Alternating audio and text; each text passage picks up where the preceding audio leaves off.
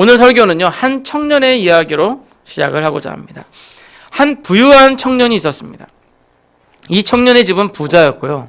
그 집은 수도인 예루살렘의 아주 넓은 집이었습니다. 이 집이 넓다 보니까요, 사람들이 자주 모여요. 집이 아주 넓으니까 사람들이 수시로 모였어요. 그리고 그 부모님은 누구와도 잘 지내는 그런 분이었습니다. 근데 언제부터인가 그 모이는 사람들의 종류가 약간 틀려졌어요. 사람들도 더 많아졌고 분위기도 옛날이랑 분위기가 틀립니다. 그들은 보면요, 한 사람을 중심으로 모여있고 그 한 사람의 이야기를 경청하고 있었습니다. 그러던 어느 6월절 전날 이 사람들이 빵과 포도주를 나누면서 어떤 의식 같은 것을 하는 것 같더니 글쎄 갑자기 한 사람이 일어나서 다른 사람들의 발을 씻기고 있는 것이었습니다. 이 부유한 청년은 깜짝 놀랐어요. 왜냐하면 그 발을 씻기는 사람은 그동안 계속 많은 사람들한테 이야기를 해주던 마치 선생과 같은 그런 사람이었기 때문입니다. 자기의 생각으로는 이해가 안 되는 거예요. 왜냐하면 그 당시에 그 나라에서는 발을 씻겨주는 일은 하인들만 하는 일이었어요. 노예들만 하는 일이었어요. 노예들만 하고 하인들만 하는 일을 선생님이신 분이 갑자기 수건을 동이시고는 발을 씻겨주는 거예요. 참 이해가 안 되는 그러한 것을 보고 있었습니다. 그런데 그날 밤에 사단이 일어났어요. 로마 군사들이 갑자기 몰려와가지고는 그 사람을 찾으러 다니고 있어요. 그리고 그 사람이 붙잡혔다는 거예요. 이 청년은 도무지 영문을 알 수가 없었어요. 그리고 들리는 바에 의하면 그 사람은 십자가에 못 박혀 죽었다라는 겁니다. 그 사람을 제외한 다른 사람들이 또 이 청년의 다락방에 모였습니다. 다들 아주 침울한 표정이었고 자신들의 스승을 지키지 못했다는 그런 자괴감이 빠져 있었어요. 근데 갑자기 여인들이 찾아와가지고는 아주 흥분된 목소리로 그분이 부활하셨다는 거예요.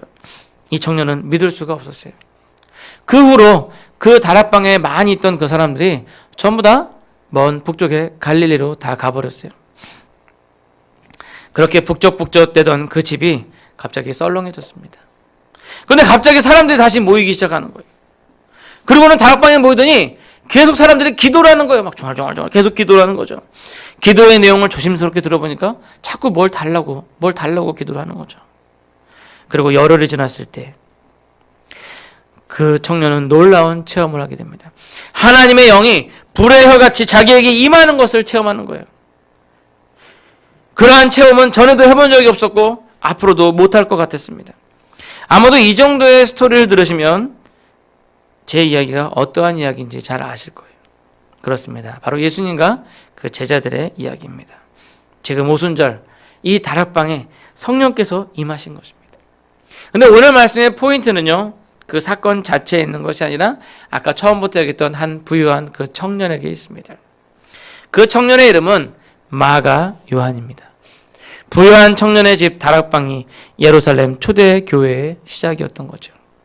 베드로가 감옥에 갇혀 있을 때 사람들이 기도하던 곳도 바로 이 마가의 다락방이었어요.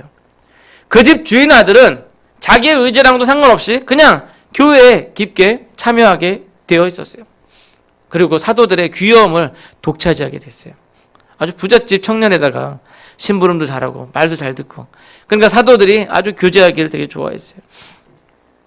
뿐만 아니라 그 청년의 숙부는 자신의 전 재산을 다 팔아서 교회에 헌금했어요. 그 사람 이름이 누구냐면 바나바였어요. 이 청년 마가를 통해서 우리의 신앙에 있어서 오늘 낮 예배 때 설교했던 것처럼 성장이 있기를 소원합니다. 자, 먼저 보시면요, 우리가 어디에 몸담고 있느냐가 참 중요해요. 이 마가는 그냥 자기 집에 있었는데 그 집이 바로 교회가 됐어요. 이 친구는 그냥 집에 있었을 뿐인데 예수님을 만나게 되었고요, 또 사도들로부터 성경을 배우게 되었습니다. 결국 이 사람은 베드로의 권유로 하나님의 영감을 받아서 우리가 잘 알고 있는 마가복음을 쓰게 됩니다. 하나님의 영감으로 썼지만 그 내용은 베드로에게 다 들었던 내용이에요. 사도의 권위를 가지고 있는 거죠. 그렇게 마가가 몸담고 있는 것이 교회다 보니까 마가는 자연스럽게 기독교인이 된 것입니다. 오늘날 우리가 어디에 몸담고 있느냐가 참 중요해요. 만약 여러분들이 이단에 몸을 담고 있었다면요. 예? 저 사이비 이단에 몸 담고 있었으면 여러분들의 자녀들은 자연스럽게 이단을 접하고 이단이 될 가능성이 더 컸을 것입니다. 아마 여러분들이 절에 몸 담고 있었으면 요즘에 보니까 중도 자녀들이 있더라고요. 예, 어떤 희한해요. 중이라는데 아들도 있고 딸도 있고 부인도 있어요. 예. 그렇게 중이었다면 아마 여러분들의 자녀들은 자연스럽게 불공을 드리러 갔을지도 모릅니다. 여러분들이 지금 어디에 몸담고 있습니까? 그것이 여러분들에게 너무 중요하고 또 여러분들의 자녀들에게 있어서도 너무 중요한 거예요. 바라긴 하나님의 집에 몸담고 있으시기 바랍니다. 자, 마가의 이야기에서 우리 또 한 가지 우리가 얻을 수 있는 교훈은요. 마가의 이야기 뒷부분에 나옵니다. 이 마가는 숙부 바나바를 따라 안디옥 교회에서 봉사하게 됩니다. 그의 성실함을 인정받아서 바울과 바나바가 선교 여행을 가려고 할 때 이 마가는 따라가게 돼요. 근데 이 마가는 부잣집 도련님이잖아요. 그러니까 오냐 키웠잖아요. 고생을 한번 안 해본 청년이잖아요. 이 청년에게 여행은 너무나도 힘든 거죠. 결국 마가는 숙부한테 숙부 나 도저히 더 이상 못 가겠어요. 길에서 잠자는 것도 힘들고요. 씻지 못하는 것도 힘들고 옷도 지금 이렇게 더러워지는 것도 힘들고 냄새나는 것도 힘들고 도저히 못 따라가겠어요. 나 그냥 다시 집으로 갈래요. 그렇게 떠나는 그 마가의 뒤에 바울은 아주 악담을 합니다. 야, 너 하나님의 거룩한 일 하는데 그냥 그렇게 돌아간다고 너 저주받을 거야. 막 이렇게 욕을 하는 거죠. 그러나 여행에 너무 지친 이 부잣집 도련님의 교회는 그 말이 귀에 들어오지 않는 거예요. 아마 안디옥 교회에 돌아온 이 마가는 깊은 상실감에 빠졌을 것입니다. 여행을 마치고 돌아온 바울과 바나바의 얼굴을 쳐다보지도 못했을 거예요. 근데 그들이 돌아와서 하는 그 선교 보고를 들으니까 하나님의 놀라운 역사가 일어나는 거예요. 막 전하는 곳에서 막 기적이 일어나고 하나님 복음을 사람들이 영접하고 막 그런 역사들이 일어난 걸 들은 거예요. 결국 마가는 다시 한번 다짐합니다. 다음번에 갈 때는 꼭 따라가서 이번에는 결코 포기하지 말아야겠다. 굳게 다짐하죠. 그런데 그 마가한테 실망했던 바울이 절대 마가를 데려가지 않겠다. 아주 단호하게 얘기합니다. 결국 바울과 바나바는 이 마가 때문에 크게 싸우고는 바울이 신라를 데리고 가버립니다. 상심한 마가에게 찾아온 것은 숙부 바나바였어요. 야, 네가 더 열심히 하나님을 섬기면 언젠가는 바울도 너의 진가를 알아줄 거야. 그렇게 마가는 바나바와 따로 선교 여행을 가게 됩니다. 여러분, 실패는 성공의 어머니라는 말이 있어요. 아마도 이 상심한 마가가 그냥 그렇게 상심한 대로 있었으면 아마 지금의 마가복음은 없었을지도 몰라요.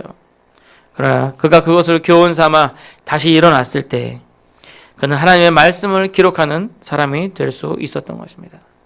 뿐만 아니라 오늘 우리가 읽은 이 본문을 보니까 바울마저 그 마가를 멸시하고 욕했던 바울마저 얘기하죠. 야, 누가만 나와 함께 있느니라. 내가 올 때 마가를 데리고 오라. 그가 나의 일에 유익하니라. 그가 나의 일에 유익하니라. 그렇게 욕하고 저주했던 바울마저 이 마가를 인정하게 된 거예요. 실패했다고 상심해서 이러고 있으면 그런 일이 안 일어났죠. 그가 자리를 일어나서 그래, 내가 이번에는 꼭 선교여행에 동참해서 성공할 거야. 그렇게 하는 가운데 이 마가가 하나님 앞에 귀하게 쓰임을 받게 되는 거예요. 그렇게 귀하게 쓰임 받는 그런 가정에서 또한 그 욕하고 저주했던 바울마저 이 마가를 인정하면서 야, 올 때 마가를 데리고 와. 마가가 나에게 참으로 유익하다라고 이야기를 한 겁니다. 말하기는 여러분들이 한번 결단하고 또 실패할 수도 있어요. 실수할 수도 있어요. 그러나 여러분, 실패를 딛고 일어나시기 바랍니다. 만약 여러분들이 실수 한 번도 안 하고 그렇게 완전한 사람이었으면 하나님께서 여러분들을 사용하지 않으셨을 거예요. 여러분들은 다 연약한 인간이고 실패하는 인간이에요. 저도 보면은 매일마다 하나님 앞에 작정하고 기도했던 것, 저녁에 잘 때마다 보면 하나도 지키지 못하고 참 제 자신 보면서 그 영적인 싸움에서 날마다 피투성인 채인 제 모습을 바라보는 거예요. 그래서 하나님 앞에 기도합니다. 하나님, 이렇게 연약한 인간입니다. 피투성인 채 상처투성으로 주께 옵니다. 주여 싸매어 주십시오. 그럼 또 주님께서 제 상처를 또 어루만져 주시고 싸매어 주시고. 여러분, 참으로 바라기는 여러분들이 어디에 있는가 중요하고요. 여러분들이 그 실패했다 할지라도 그것을 다시 딛고 일어나는 것이 중요합니다. 이제 말씀을 맺도록 하겠습니다. 사실 시간이 짧은 것이 참 아쉽네요. 한 사람의 인생을 놓고 이야기를 하는데 짧은 말로 하기가 어려워요. 사실 뒤에 부분이 더 있는데, 그래서 설교 준비하면서 이 설교를 다음 주에 재직교 헌신 예배 때 할 걸 하는 그런 후회도 있었어요. 그러나 우리가 기억해야 될 것은 여러분들이 지금 어디에 있느냐, 여러분들이 지금 어디에 몸담고 있느냐, 그게 중요하다는 거죠. 여러분들은 지금 이 시간에 하나님 예배 드리는 장소에 지금 있잖아요. 그것이 얼마나 여러분들에게 축복입니까? 여러분들이 이곳에 있는 것이 축복이에요. 저는 얘기해요. 자도 교회 와서 자라. 네. 교회 와서 잠만 자도 복이다. 저는 그렇게 생각해요. 교회 와서 잠만 자도 복이에요. 네. 저는 술 드셔도 교회 오라고 그래요. 네. 술 드셔도 교회 와서 하나님 말씀 듣는 가운데 그 마음에 변화가 생길 수 있는 거잖아요. 그런 것도 아예 안 오면 기회가 없어지는 거잖아요. 여러분들 어디에 몸담고 있는 것이 중요합니다. 바라기는 여러분들이 하나님 전에 몸담으시고, 또한 그럼을 통해서 여러분들의 자녀들도 하나님의 전에 몸담는 그런 일이 일어나기 원합니다. 또한 여러분들 실패할 수 있어요. 실수할 수 있대요. 기도하였지만 때론 실수하기도 합니다. 실패하기도 합니다. 그러나 여러분, 실패하였어도 결국은 하나님께서 여러분들을 귀하게 쓰실 그릇으로 만드실 것이라는 거예요. 여러분들이 할 건요, 단지 하나님께 맡기고 그냥 한 걸음만 앞으로 떼시면 돼요. 한 걸음 앞으로 떼시면 두 걸음 앞으로 뗄 수 있고, 두 걸음 앞으로 떼시면 세 걸음 앞으로 뗄 수 있고, 여러분들 그냥 한 걸음만 앞으로 떼시면 그 다음에 하나님께서 다 여러분들 성장시키시고 여러분들의 발걸음을 더욱 앞으로 인도하실 것입니다. 이렇게 날마다 주님께로 나아오는 그런 여러분들 되시기를 간절히 소원합니다. 기도하겠습니다.